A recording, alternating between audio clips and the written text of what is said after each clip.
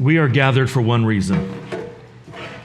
Jesus. That is why we are here. That's why the church exists. That's why we sing. It's why we gather. It's why we keep showing up. Because of who Jesus is and what Jesus has done, not just in history, but in every single one of us. So raise your hand if you had a favorite stuffed animal, blanket, or toy growing up. Keep the hands up. Also raise your hand if you secretly have it, and if you don't, then you put your hand down. Follow-up question. Do you know exactly where it is in your house? Wow, that is impressive. Nice. What are these said items? Anyone, just shout them out. Mine is a dog, and it doesn't have a tail because when I was younger... A live dog or a stuffed dog? No, it's a stuffed dog. Thank you. But my brother and I got into a fight, and he tried to take it from me, and the tail ripped off. So Oh, wow. he never had a tail for like 25 years. Wow. So it's not taxidermy toy, wrestling with your brother, tail came off. No, stuffed. Oh, it is stuffed, not taxidermied, right? No, Not thank right. God. Thank you. Yes. Anyone? Who are some of the others? Yeah, David. Mine was a one-eyed elephant. A one-eyed elephant. From Goodwill because it was missing a sewn eye. Now my great niece has it. And your great niece. So it's being passed down to the next generation. I love that. I got my handmade baby blanket from my grandma. So, Wow. Handmade baby blanket. That's a good one. Diana? I have a glow-in-the-dark bear that I passed down to my daughter and my grandmother. Another one going down generations. This is fantastic. Brian? I had I don't know if you guys remember this is going to be Alf from the 80s TV show. He always wanted to eat the cat. To hang up his drums. A stuffed animal from the Muppets. And it was Animal? It was Animal the drummer. Love that. Anyone else willing to share what they're... If not, we're going on to the next question. All right, next one. Raise your hand if you've ever torn your house apart looking for your keys, wallet, or a purse or phone or something. You've just torn the house apart. Yes. Did you ever find it? Yes. Good. Whew. All right. Raise your hand if you've ever checked to make sure your phone was in your pocket while you're literally holding it in your hand. Yes. Recently. Yeah, been there with you. Yes. Or in your dark car and you're using it as a flashlight. You're using it as... That's hilarious. All right, this is a little bit more personal. Challenge by choice. You do not have to feel like you have to confess to this. But raise your hand if you're the kind of person who panics when the toilet paper roll is empty. Yeah, I do. I really do. All right. Raise your hand if you're the person who doesn't even notice and you just let the next person deal with the whole problem.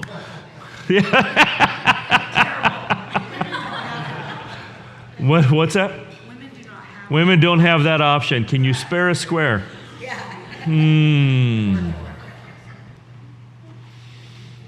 Raise your hand if you have a morning ritual you don't ever like to mess with, whether it's getting up having tea or coffee, or you like to snuggle a blanket, or you like to read the Bible or a book.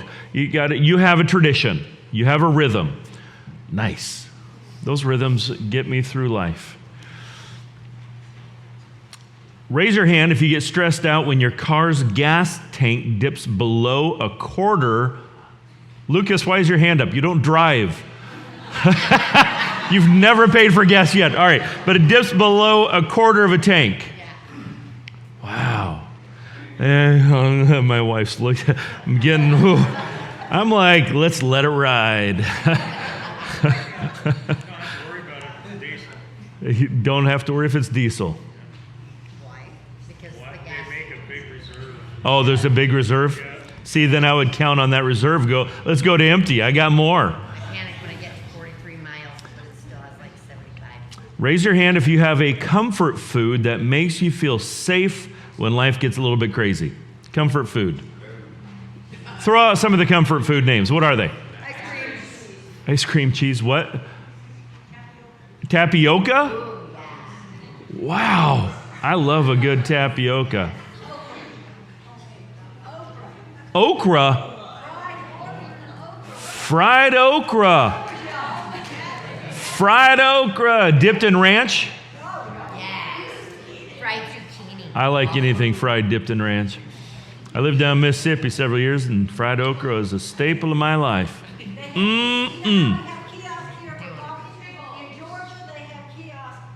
Pull up and get you some fried. A pull-up drive-through fried okra with ranch And boiled and what? boiled peanuts. Oh, boiled peanuts. I lived down Mississippi several years. I never once got myself some boiled peanuts, but I did eat myself a mess of grits. Grits. I ate a lot of grits. I love grits. All right.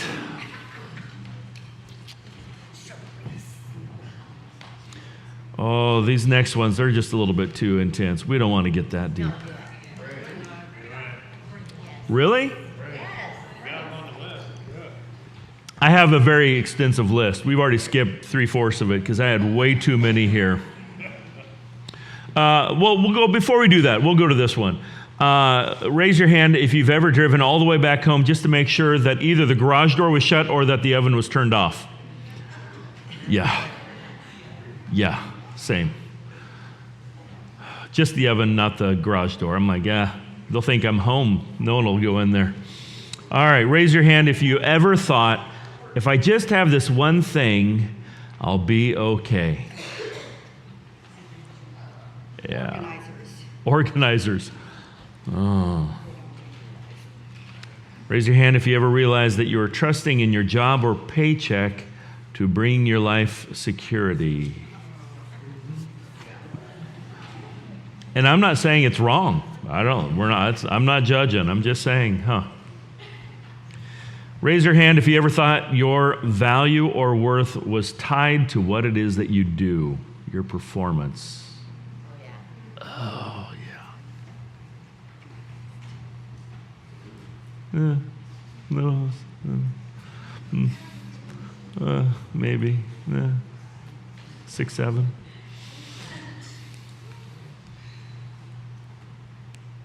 What's the one thing in life that, if it was taken away, would make you feel like you couldn't function? Your husband, your wife. Aw, this is so sweet, this is just, that was, My kids.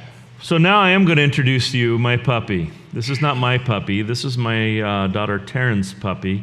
And you know the difference because puppy for Talia, the ears do this. But puppy on Taryn does, woohoo! I'm alive and I'm here, and it's a party ready to happen. This is not just stuffed polyester. In our house, this is a sacred object, practically royalty. This is one of 2 identical twin puppies, other than the ears. And they're the sacred objects of my 2 girls. And both of them, they each have their own, and they could tell the difference if it was dark, and even if the ears were down. They know the feel, the smell, the flavor. And Taryn, I hope I'm not embarrassing her, the way that she would snuggle her puppy was this way. She would go nose to nose, and that brought her comfort. It was this reunion every night. It was kind of this sweet Hallmark card movie scenario. It was priceless because whenever she's sick or on the bed, she would just do nose to nose and close her eyes. And if you piled up every toy in our house, every book in our house, and we have a lot of them, and you're like, grab one thing because the house is about to burn down, to this day, this puppy would be in the top 3 for each of them. Every time. They still sleep with them. They try to sneak them on, used to when they were younger, would try to sneak them on road trips. Sometimes, I remember one of my girls, they would love to act like the puppy. They weren't just toys, these were treasures. They're treasures that our girls had. Because if puppy ever disappeared, oh, that was bad. that happened once. It was like this meltdown of biblical proportions.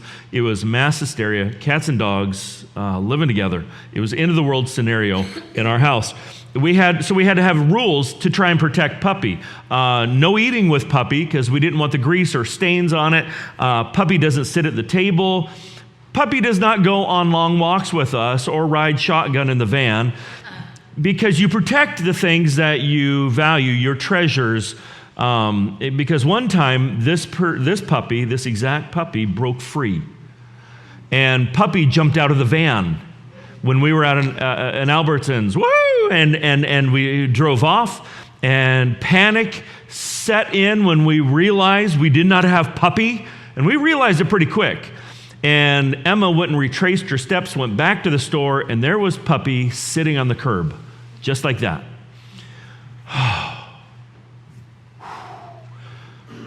That was a big deal. It just looked like Puppy was waiting for her. Safe sound. Our whole family exhaled. It was like a Psalm 23 happening in real time. He restores the soul.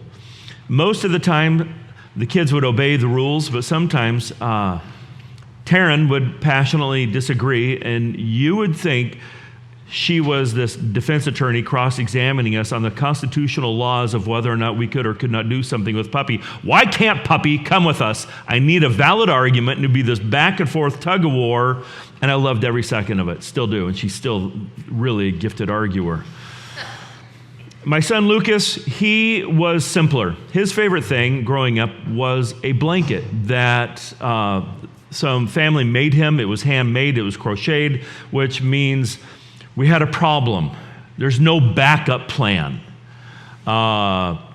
With Puppy, we had the potential of maybe, well, I don't want to say how we might replace it, because there was no replacing either. So we'll just go back to blanket. Now, blanket, it was handmade, and what he liked to do, his favorite thing was he would wear it. And he would drag this thing around him, but whenever he wanted to go in disguise, he would hide it over him because you could see through all the crocheted holes. And he could watch you, and he would be in stealth mode. You can't see him, but he could see you, and it was magic because he would disappear. I never actually knew where he went. It worked every time. But as he gets older, one of the things I cannot imagine ever doing is going to his college graduation and watching him walk across the stage, dragging that behind him. Congratulations, Lucas, and your blanket. I can't imagine that scenario happening because that would be a little bit awkward. But what I wonder, and what I've been kind of wrestling through, is do we ever really stop, though? Do we ever stop with our security blankets, with our security puppies, with our objects? Or is it more of we just start trading in one puppy for another, or one blanket for another? And it could be things like our performance, whether that's sports or theater, the stage. It could be our jobs, the things that we own, the size of our paycheck, the car we drive, the house we buy, whether or not we find, the one. Or the portfolio that we build, or maybe one day, for some of us, it's the kids that we have, where we have kids and we start to take our identity and our worth through the children we're raising, or my performance as a parent and how well I am a parent.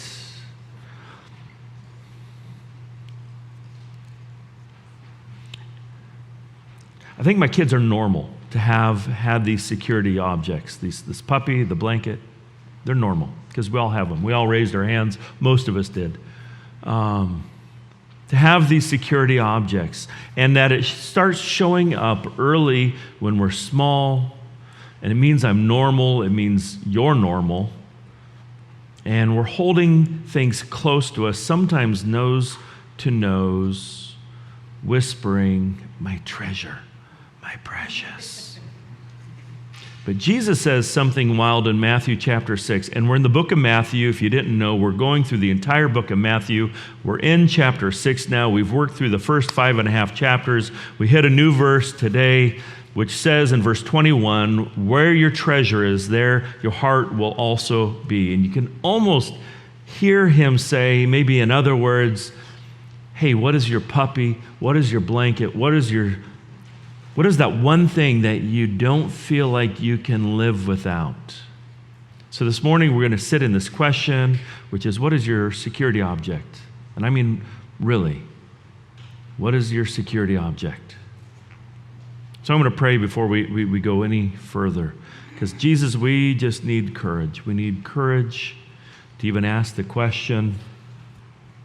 And for some of us, it feels scary, so we borrow courage from you. Help us to not just ask for it, but to go deep in it and to come out on the other side, ideally a little closer to you. Amen. Amen. For the last couple months, we have just been sitting in the Sermon on the Mount that Jesus brought to his disciples. He was sharing with those that were followers of him that said, God, I really want to know you. I want to give you my heart. I want to give you my life. And I want to learn and know the things that you're teaching, and I want to follow your way. I don't want to just know things. I don't want to just know so I can be a better Christian or a better follower. I want the things that you're sharing, I need it to change who I am. I need to live differently, and I need to get honest enough and real enough to confess that first and really only to myself, that I don't always do a good job, and I want to do better because I love you, because you are transforming my heart and my life, and I want to follow you. I want to give my life to you. And I want to come out at this other end so much deeper in love with you. And we've covered a lot of ground already, but we're still in this message where he's sharing, this is how you live the kingdom of God.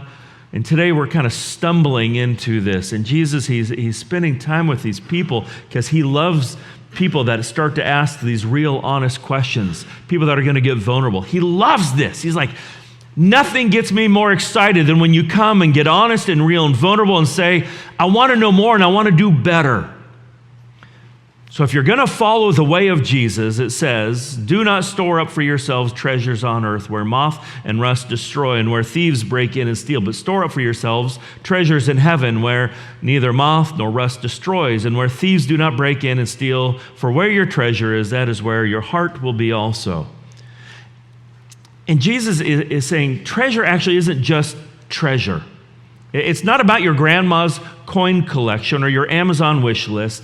Treasure is whatever it is that you are taking the security from, the one thing that you grab onto, you go nose to nose with, the blanket, the paycheck, the relationship, the applause, whatever it is that you're guarding with your life, because somewhere deep down you're convinced, if I lose this, whatever this is for you, I'm going to lose a bit of me. I'll lose all of me possibly. If I lose this, I might have a meltdown. I feel like my whole survival feels tied to whether I can keep this thing safe.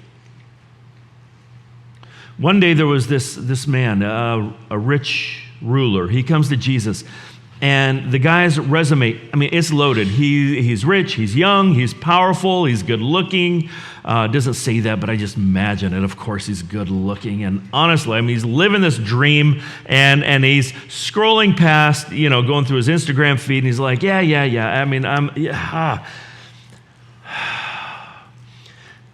He's like, but there's something still gnawing inside of me, and I don't know if I should pay attention to it. And so he comes to Jesus and he asks the $1 million question, how do I inherit eternal life? He says this in Luke 18:18. And Jesus rattles off the commandments checklist, and the guy smiles, ha, nailed it. I've done all of those things. This is great. I'm feeling, this is good. I'm doing better. 10 commandments, I've got it on my t-shirt. I've got a checkbox on every single one of them. Every single one of them I've kept since I was a kid. But then comes this curveball. You still lack one thing. Sell everything that you have and give it to the poor, and then you'll have treasure in heaven. And then come follow me. But verse 23 says, when he heard this, he became very sad because he was very wealthy. And usually two extreme reactions pop up in me and maybe in us when we read this. One is the spiritual guilt trip. Oh, if you really love Jesus, you have to sell everything. And we're like, oh, my couch? Really? Yeah, gone. My car? Oh, gone. Costco membership? Oh, I have to hand it over. I can't do these things. And then, and if you don't, you feel like you're not a real Christian. That's one extreme that many of us might go to. The other extreme is where maybe many of us go to, which is, we're just going to feel guilty for owning some stuff. And after a little while, maybe that guilt will go away and I'll feel better. No, I have an air fryer, but, I make good fries. Oh, and I feel bad for the day until I eat another one of the fries. Well, I better just eat more. I can't stop. Oh. But that is not what Jesus is doing here. He's not announcing that we should have this universal yard sale, that we need to get rid of stuff. He was lovingly exposing the man's puppy, his security object, his blanket, the one thing that this man could not live without. It was the identity that he was holding on to. For him, it was wealth, it was power, the position. But for you and for me, it might be something else. And he's saying, friend, if your trust is tied up in something that moths can chew up and rust can corrode or thieves can steal, it's going to be shaky ground. It's going to fail you because it's not eternal. It's not what real treasure is. And the hardest part is most of us, we may not even know what our puppy is. We may not know what that thing is, that thing that I have to hold on to, that I don't know what to let go of. We may not even be able to name it. The rich young ruler thought he was doing really good spiritually. Fantastic. He thought his obedience was his security blanket. And Jesus started to peel back the layers and showed him, actually, your hands are clenched around something. It took a little work for him to get to. And maybe that could also be us, where we say, we trust God, but secretly we're clutching whether our bank account or our reputation or our resume, our kids' report cards, our 401ks. We're kind of rocking back and forth, nose to nose with our puppy, whispering, as long as I have this thing, I'll still be safe. Michael Novak, a theologian, once said, we all live within one of three levels of conviction. So first one, public convictions. The stuff that we say out loud because it sounds really good, like a politician swearing, I'll never raise taxes. Or when you break up with someone, well, it's not you, it's me. Translation, it's always you. It's you. Or when grandma dishes up, her special meatloaf and you smile, love it. Those would be public convictions, things I want you to believe that I believe, whether or not I actually believe them or not. But I'm going to tell you what it is that I want you to hear so that you think I believe it. It doesn't matter if it's true. But then we have private convictions, and this gets a little bit more interesting. These are the things I think I believe until life tests and challenges it. Like when you sign up for the gym in January and you tell yourself this year's going to be different. I am committed. I will do it. I'm going to devote my life to it every day. And then in the moment, come February, it's cold. I don't want to go outside. Netflix just released a new show. Suddenly my conviction about fitness is exposed because of my private conviction. And I thought I believed it. I thought I would do it, but that couch and pistachio ice cream, which is really almond flavored, by the way. It's not actually pistachio, though it has pistachios in it. Public service announcement, just throwing it out there. But it's calling your name. Sit with me. Just eat me. And you tell yourself tomorrow I'll start eating more healthy. But pistachio ice cream's got nuts, so that's always healthy. It's the good kind of fat. And tomorrow comes and you find yourself at a Chick-fil-A praising God for the waffle fries. Oh, waffle fries. And you promise, all right, I'm not going to go back on my phone again until after 9 p.m. And then you find within minutes you're back on YouTube video watching someone groom a llama. And you're wondering, how did I get here again so fast?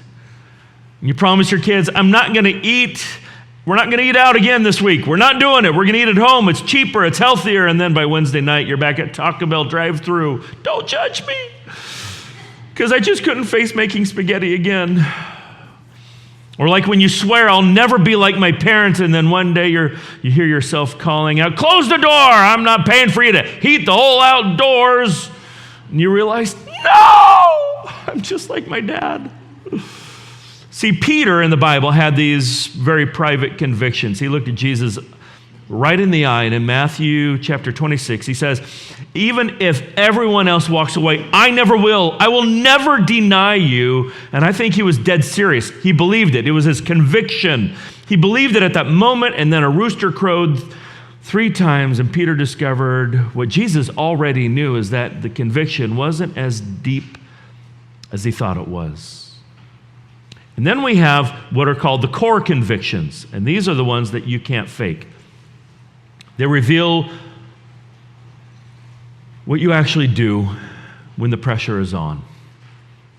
And I don't have to test whether coffee wakes me up. I just brew it, I drink it, I know it works, I know how it does. I don't interrogate the oven every time I bake cookies. I put them in at 350, I set a timer, I don't even look at them, I pull them out when the bell rings because I know it's going to be perfect. I don't daily need proof that God cares about me. I just breathe in the morning, the air, and I realize His presence is already there. I know these things to be true, I believe them. Core conviction. Core convictions, they leak out of your life without even trying. They show you where your treasure is, which is why Jesus says, where your treasure is, there your heart will also be. So back to the question, do you know what your puppy is? Do you know what your security object or your blanket is? Do you know what it is that you cannot live without?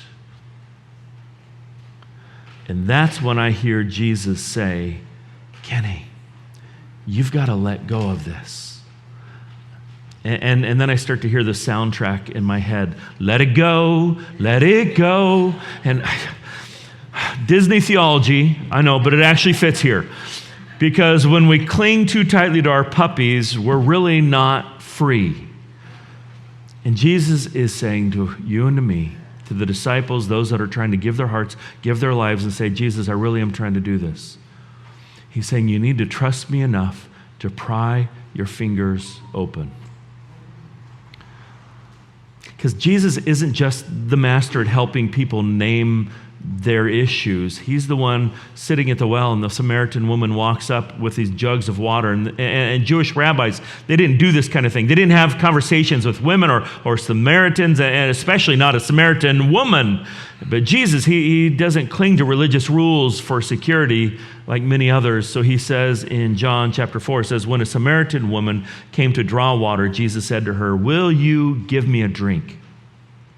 The Samaritan woman said to him, you are a Jew, and I am a Samaritan woman. How can you talk to me, and how can you even ask me for a drink? For Jews do not associate with Samaritans, which is John's way of saying, hey, everybody, we all know that this is very scandalous. This is and we all know that this is also obvious. This is the sky is blue kind of obvious. And he slows down the story to make sure that we don't miss it. Jesus is poking right at the security object of his culture, the culture of the Jews, the culture of everyone around him. It was the security blanket, their identity.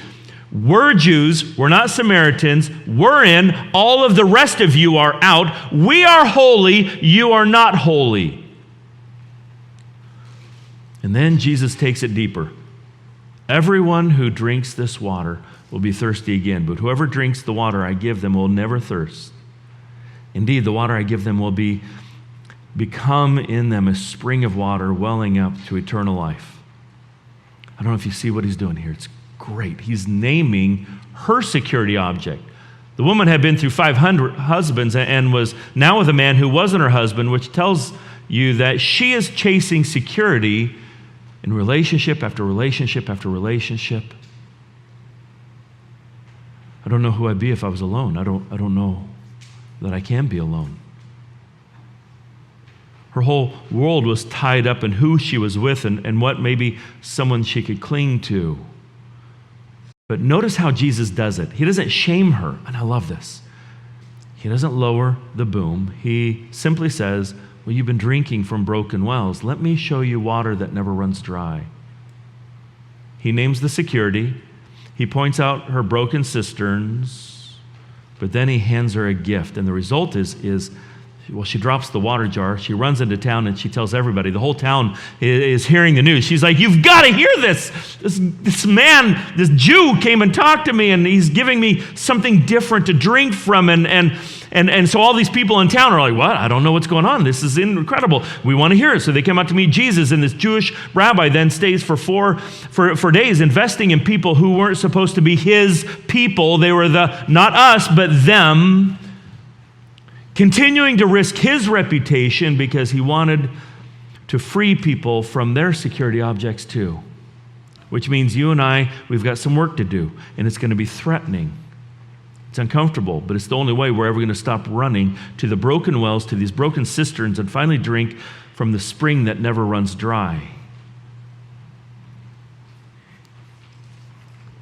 Centuries before this happened, there was a prophet named Jeremiah.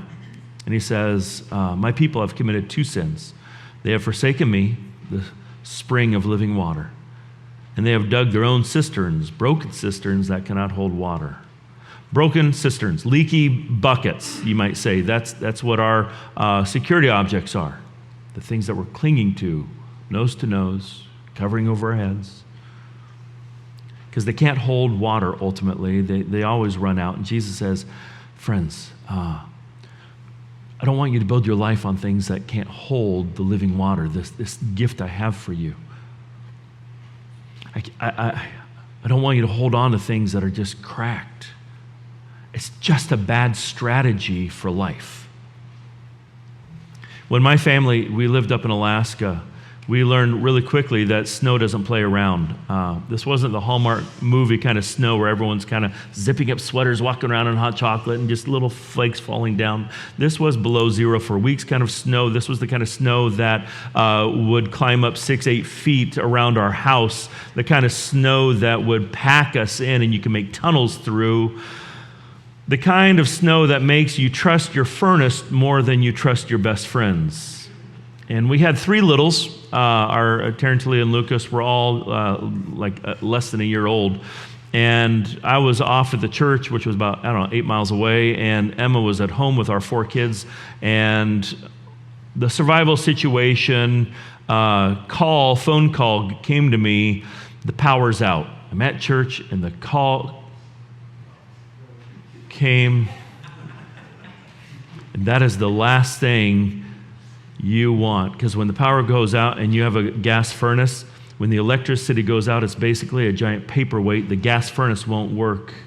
And pretty soon the whole town lost power. People were starting to panic. The stores were being emptied out. Everyone was running to get survival equipment. The neighbors bundled up and were gathered around. But the cool thing is we started getting texts that were, what do you guys need? What does your family need help with? Do you need anything? Can we bring? Can you bring you more blankets? Can we bring you food, water? What do you need to keep those babies alive? Do you need just bodies there to hold your kids?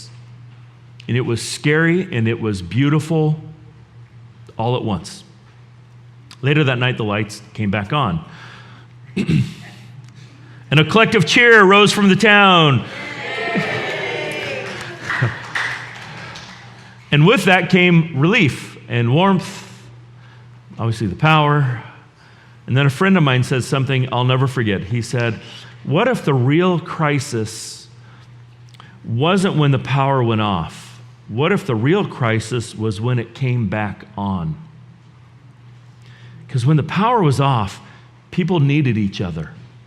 They shared, they helped, and they remembered that they weren't alone. I was like, oh, wow. What if the crisis isn't when we lose power or lose money or lose control? What if the crisis is when the lights come back on and we rush right back to business as usual, clutching our puppies like nothing happened?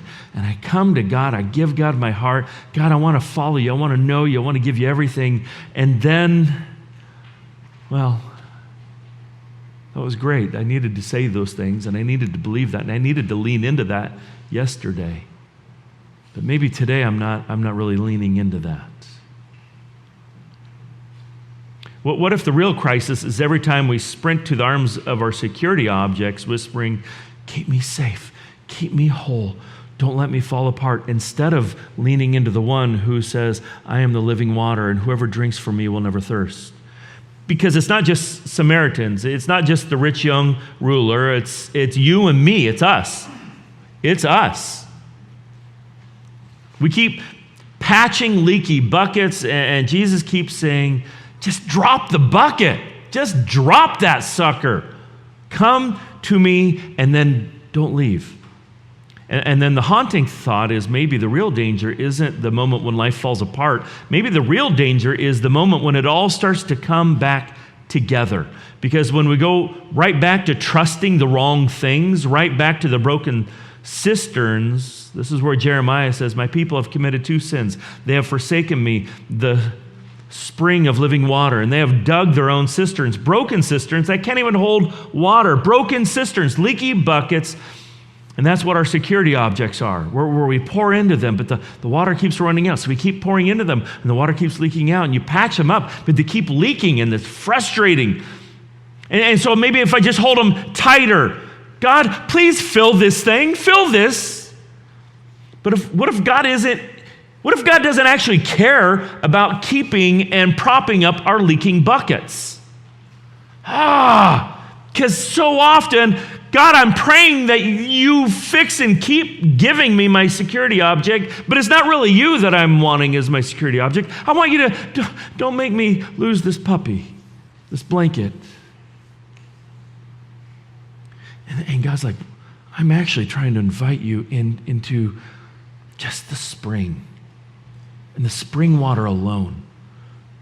So how do we figure out what our cisterns are, what our security objects are, what our puppies are? This is where you'd have to do some honest questions. What do I worry the most about?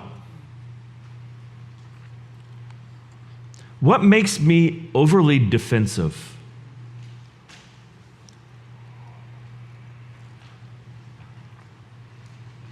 Where do my feelings get hurt the quickest? Is there a topic that is even taboo? Like you don't touch that one. Those are kind of like the dashboard lights to your soul, where these flashing indicators, because usually behind our deepest worries are our rawest defenses, our most tender wounds.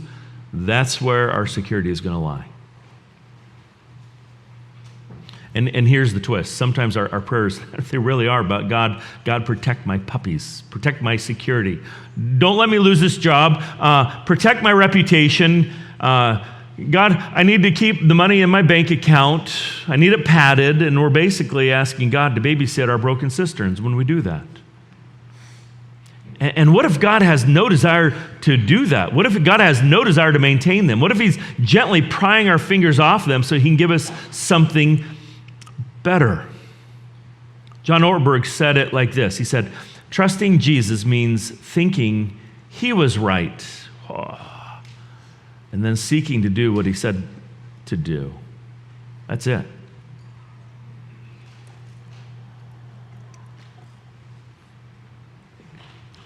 Not hoping that God will patch up our leaky cistern, not trusting him to keep my puppy safe and clean, but trusting him and believing that his way, the way of Jesus, following Jesus really is the best way, and then maybe actually living it out, which starts to raise then an even harder and scarier question for me. Keeping me from drinking the living water.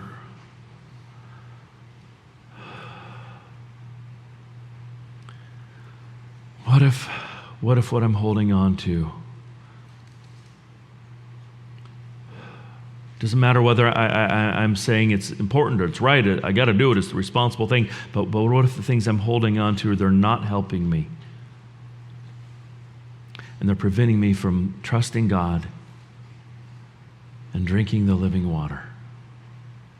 Because sometimes, to be honest, we need friends and family really to hold us up and to be a mirror to us. See, I can convince myself, I'm really good at this. I've had many years of practice. I can convince myself that I am trusting God, when in reality, I'm trusting whether my paycheck or my success or my image or what people are saying or not saying about me. And once you identify it, the next step is to invite Jesus into that core. This is where we start to do some deeper work. Matthew 6, where your treasure is, there your heart will also be. He always starts on the inside of us, right there. It's always on the inside. And most of us have heard some version of this before, which is, don't trust your job, don't trust your marriage, don't trust your money. Just get your life from God. We hear that. And it is true. But to be honest, that line doesn't always answer things for me. Sometimes it leaves me a little bit hanging, because I want to be able to raise my hand and just say, okay, but what does that actually look like? I need you to keep talking, because trying to get my life from God and trusting Him, it's great lip service, but I don't know what that means, how to live daily. So we keep talking, because I believe God brings us life. But if we never dig down into our core convictions, we're never going to find it. And at the core, it all has to do with trust. And there are a lot of things that we say we trust God for.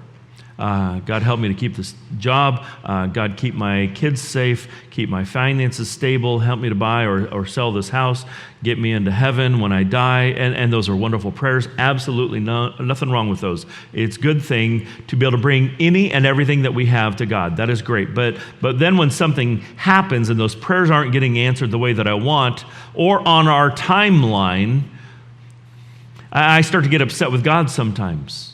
Probably no one else. I know this is just me, and this is where I kind of am alone, but I'm going to share with you what I do. See, my girls, what they would do with their puppies is before they could go to sleep at night, bedtime would come, and suddenly we would look around, where's Puppy? And if we couldn't find Puppy, then we had panic over a puppy. Their voices would rise, their tears would start to come, and their little world would start to spin out of control as a 2-year-old. And in their minds, there's no way they can survive the night. They don't have peace to be able to fall asleep without their puppy. See, that's kind of it right there, though. Trusting Jesus, it's not this vague feeling in the pit of our stomach. It's deciding that Jesus is actually right, and then how do I start to follow Jesus? How do I live like Jesus? How do I actively move in step with God, in step with Jesus? And the disciples, they didn't just have faith in Jesus, they actually started to live the way that Jesus said. Jesus said to do these things, and they started to do them. When he said in Matthew 4:4, man does not live by bread alone, but on every word that comes out of the mouth of God, this wasn't some little theory for him. This was a core conviction. He believed down to his bones that God could sustain him in ways that bread never could. And the hard truth is every one of us, we live out every day out of our core convictions. We live out of them. We act on them. A parent once came to me worried about her college-age son who was getting into all kinds of trouble, and she begged me to, please help my son. Help him stand up for what it is that he really believes, because he's really struggling. And I just kind of said to her, he is exactly standing up for everything that he believes to the best of his ability. He's living out of his core convictions. Yes, he's partying, he's doing drugs, he's doing all kinds of stuff. That right now is his core conviction, is somehow that's going to satisfy and bring him life. He's absolutely living out of his core convictions. The question isn't whether we have core convictions or not. The question is, what are they, and do they align with Jesus? Do we want them to align with Jesus, to this relationship, to this intimacy, to this living water filling us kind of life? And if they're not, how would we shift them? Luke tells us Jesus was traveling around with his disciples, but not just these guys. He had Mary Magdalene, you had Joanna, you had Susanna, the whole group of women that were bankrolling the entire ministry, this whole movement of Jesus. And Luke 8, 1-3, these women were helping to support them out of their own means. Whew. First of all, you're like, whoa, I didn't even see that. Why have I never read that verse, that these women were actually running the ministry and supporting the whole thing? And that maybe women were also disciples. Okay, set that aside. That's not where we're going. Where we're going is they had skin in the game. That's the key. If you really want to believe Jesus is right, you can't just nod your head. You can't just say, well, that's really wonderful. You got to get some skin in the game. You've got to step right out of where you are today and move into where the kingdom of God is moving and breaking, where broken marriages are being pieced back together, and where forgiveness is actually offered and received, and where the lonely are finding family and identity and relationships and health, and where hope starts kind of bubbling up out of these cracks of despair that every one of us at times have. And you say, I'm putting my time there. God, wherever you're moving, I want to do that. I want to put my money into that. I want to put my resources. I want to help others. I want to put my heart there. I want to invest. I want to move into those things.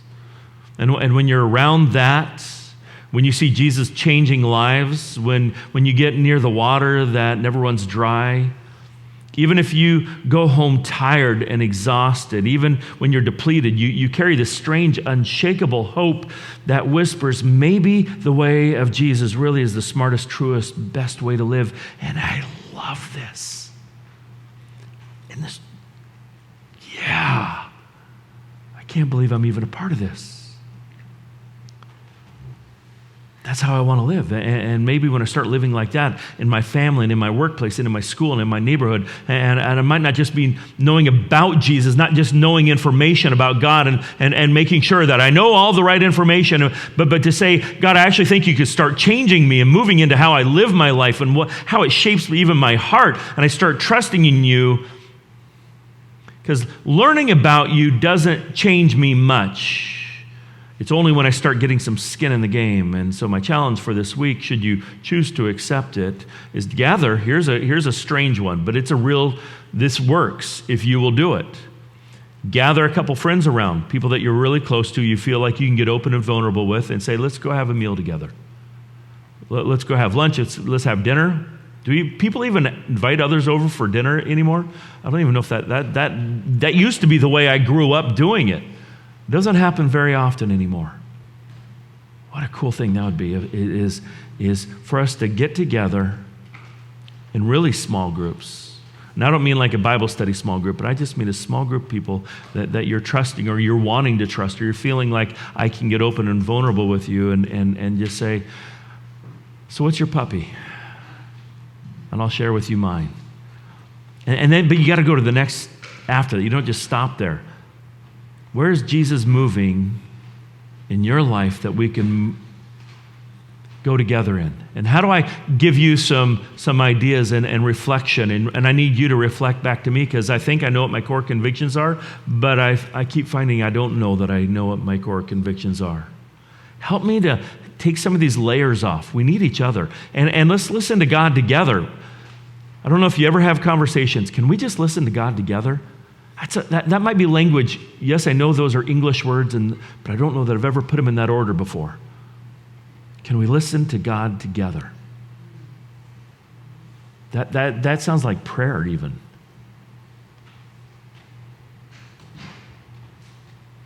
Or maybe you just stop for a second, say, maybe I don't have to fill every second with words. And if you have the courage to name what it is you're getting your identity from, your worth, your puppy, and the faith to step into what Jesus is wanting to do in your life related to that, you'll start to discover slowly, and I'm going to be honest, painfully, but also beautifully, that you can really survive life without those puppies. And the best part is it keeps leading to intimacy with God. And there's nothing like that. So I'm just going to pray, and then we'll have the songs, and you're welcome to come up at any point. So Lord, sometimes we are scared of letting go because we want our puppies, we want to hold our security objects. We don't want to also live in fear. I hate waiting for that next shoe to drop. So God, give us courage, the courage of Mary Magdalene and Joanna and Susanna, women who under tremendous pressure said, we're going to see about that. I'm going to invest in that.